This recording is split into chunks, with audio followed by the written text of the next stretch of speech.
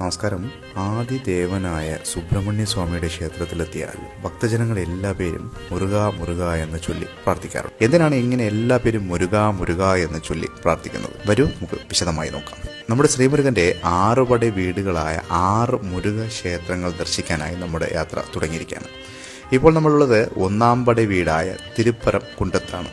തിരുച്ചെന്തൂർ, പഴനി, സ്വാമിമല, തിരുത്തണി, പഴമുതിർ ചോല എന്നിവയാണ് ബാക്കിയുള്ളവ.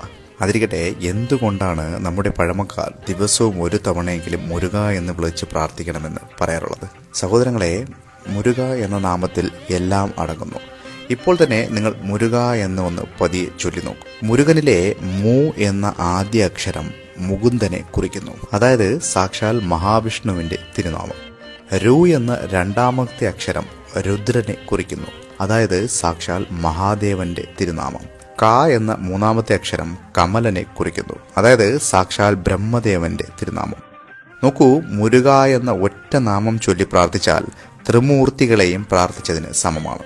മാത്രമല്ല, മുരുകൻ ദൈവങ്ങളിൽ വെച്ച് ഏറ്റവും കൂടുതൽ അറിവും അഴകും ശക്തിയും ധനവും എല്ലാം നൽകുന്ന ദേവനാണ്. ശിവന്റെ തൃക്കണിൽ നിന്നും പിറന്ന് അതേ ശിവന് തന്നെ പ്രണവമന്ത്ര പൊരുൾ ഓതിയ ദേവനാണ് ശ്രീമുരുകൻ. ബ്രഹ്മദേവന്റെ സൃഷ്ടികർത്താവെന്ന അഹങ്കാരം അടക്കിയ ദേവനാണ് ശ്രീമുരുകൻ.